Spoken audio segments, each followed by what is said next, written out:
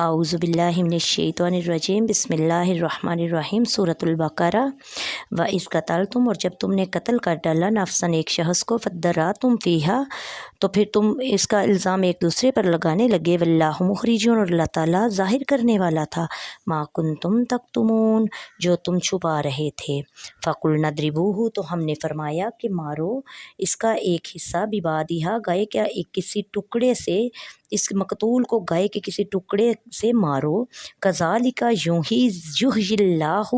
اللہ تعالیٰ زندہ کرتا ہے، الموتیٰ، مردوں کو، ویریکم، اور دکھاتا ہے، آیاتہ، اپنی نشانیاں،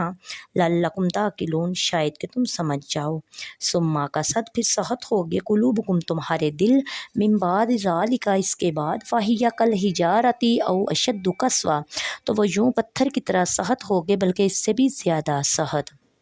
وَإِنَّ مِنَ الْحِجَارَةِ، اور کئی پتھر تو ایسے ہوتے ہیں، لَمَا يَتَفَجَّرُ، کہ جن سے بہہ نکلتی ہے، مِنْهُ الْأَنْهَارُ، اس میں سے نہریں بہہ نکلتی ہے، وَإِنَّ مِنْهَا لَمَا يَشَقَّقُ، اور کئی ایسے بھی ہیں جو پھٹتے ہیں، فَيَخْرُجُ مِنْهُ الْمَاءُ، اس میں سے پانی نکلنے لگتا ہے، وَإِنَّ مِنْهَا لَمَا يَهْبِطُ مِنْ خَشْيَةِ اللَّهِ، اور کئی ایسے ہوتے ہیں جو گر پڑتے ہیں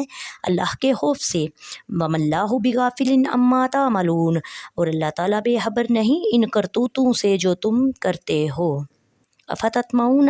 کیا تم امید رکھتے ہو، ان یؤمنوا لکم، کہ یہ یہودی ایمان لائیں گے، وقد کان فریق،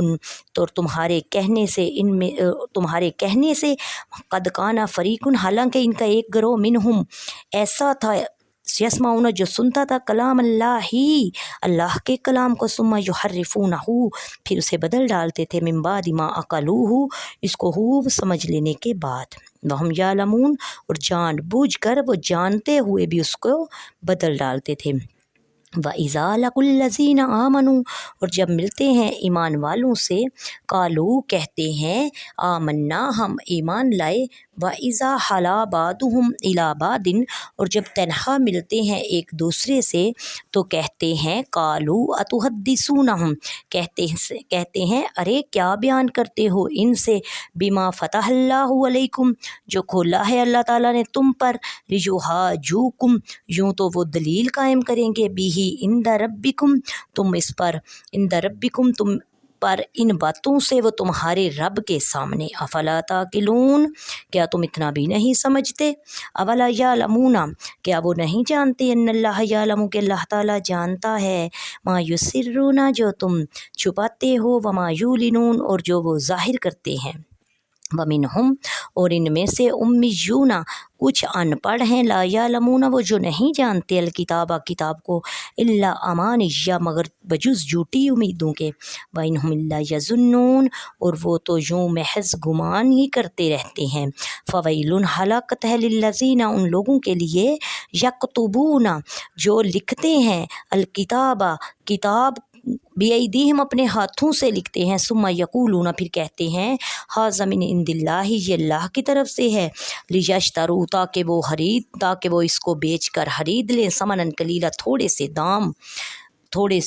تھوڑے سے داموں کے بدلے میں اس کو بیچ دیں، فویل، ہلاکت ہے، لہم، ان کے لیے، مما کتبت، جنہوں نے لکھا، ایدیہم، ان کے ہاتھوں نے، وویل، اور ہلاکت ہو، لہم، ان کے لیے، مما یکسبون، جو وہ استعمال کماتے ہیں، وقالو، اور انہیں کہا، لن تمسنا النار، کہ ہرگز آگ نہ چھوئے گی، الا ایاما معدودہ، مگر ہمیں تھوڑے ہی دن آگ چھوئے گی، کل، آپ فرما دیجئے، اتخذتم، کیا تم نے لے رکھا ہے، عند اللہ، اللہ تعالیٰ سے وعدہ لے رکھا ہے، فلن یخلف اللہ، تب تو وہ وعدہ خلافی نہیں کرے گا، خلاف ورزی نہیں کرے گا، عہدہ، اپنے وعدے کو، ام تقولون، کیا وہ بہتان باندھتے ہیں، اللہ پر، ما لا تعلمون، جو تم جانتے ہی نہیں، بالا، ہاں، من کسبا، جس نے کمایا، سیئۃ، برائی کو، واحاطت، اور گھیر لیا، بھی خطیئتہ، اس کی برائیوں نے اسے، فاولئک، وہی لوگ،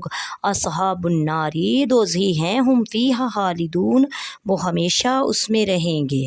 والذین آمنوا، اور وہ لوگ جو ایمان لائے، وعملوا الصالحات، اور نیک عمل کرتے رہے، اولئک اصحاب الجنت،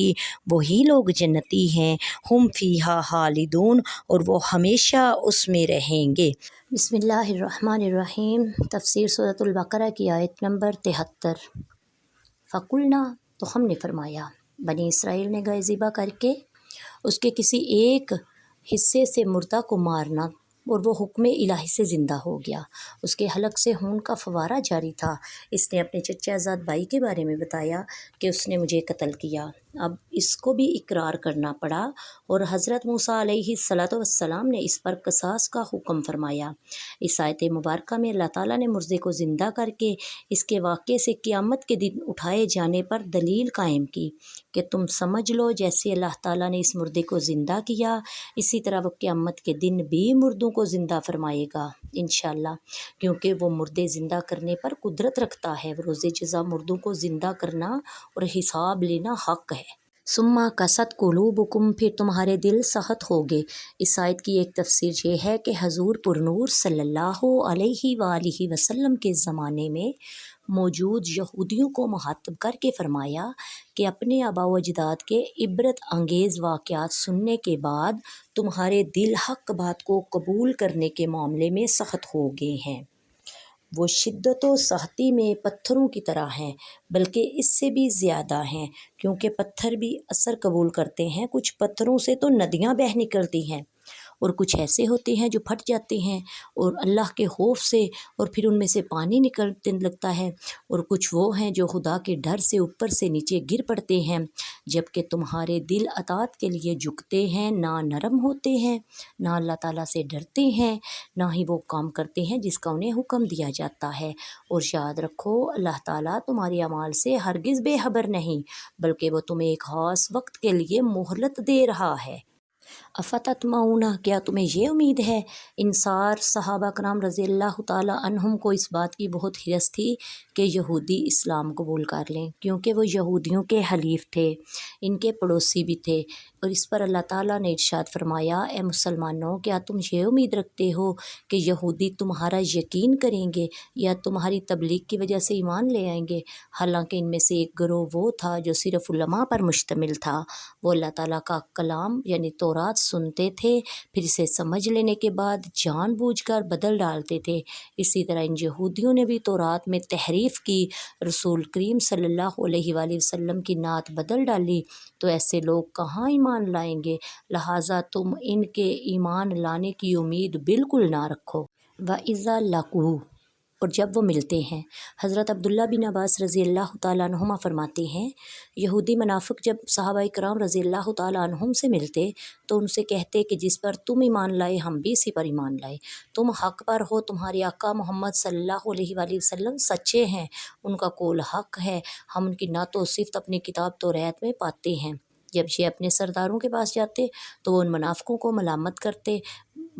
کرتے ہوئے کہتے، کیا تم مسلمانوں کے سامنے ان کے آقا محمد مصطفیٰ صلی اللہ علیہ وسلم کے بارے میں وہ باتیں بیان کرتے ہو جو اللہ تعالیٰ نے تمہاری کتاب میں بیان فرمائی ہیں، تاکہ وہ اس کے ذریعے دنیا و آخرت میں تمہارے اوپر حجت قائم کر دیں؟ اور جب ہمارے آقا محمد مصطفیٰ صلی اللہ علیہ وآلہ وسلم کا نبی برحق ہونا تمہاری کتابوں میں موجود ہے تو تم نے ان کی پیروی کیوں نہ کی؟ کیا تمہیں عقل نہیں کہ تمہیں یہ کام کرنا چاہیے؟ اس سے معلوم ہوتا ہے کہ حق پوشی، سرکار دو عالم صلی اللہ علیہ وآلہ وسلم کے اوصاف کو چھپانا، ان کے کمالات کا انکار کرنا یہودیوں کا طریقہ ہے۔ فویل، تو بربادی ہے۔ جب سرکار دو جہاں صلی اللہ علیہ وآلہ وسلم مدینہ پاک تشریف فرما ہوئے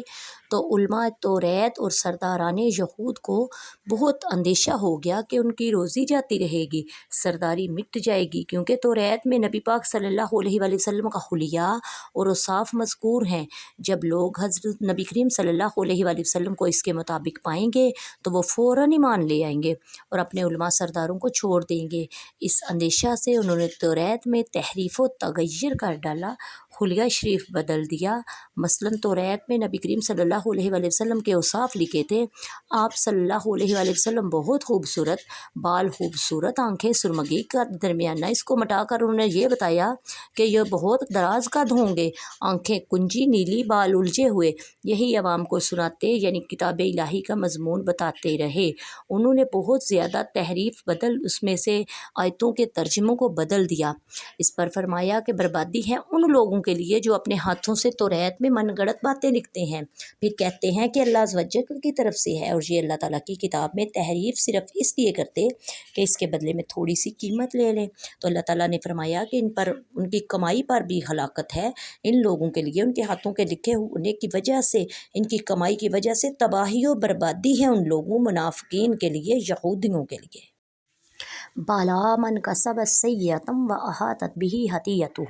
کیوں نہیں جس نے گناہ کمایا اس کے خطا نے اس کو گھیراؤ کیا۔ اس آیت میں گناہ سے شرک و کفر مراد ہے، احاطہ کرنے سے یہ مراد ہے کہ نجات کی تمام راہیں بند ہو جائیں گی۔ کفر و شرک پر اس کو موت آئے گی، کیونکہ مومن کیسا ہی گناہ گار ہو گناہوں سے گھرا ہوا نہیں ہوتا۔ اس لیے ایمان جو سب سے بڑی نیکی ہے وہ اس کے ساتھ ہے۔ جو نیک عمل کرے گا، اللہ رب العزت فرماتے ہیں کہ اس کو اللہ تعالیٰ کے ہاں بھی کوئی خوف نہیں ہوگا، وہ غمگین نہیں ہوں گے، وہ ہمیشہ خالدین فیہا، ہمیشہ جنت کی بہاروں میں رہیں گے۔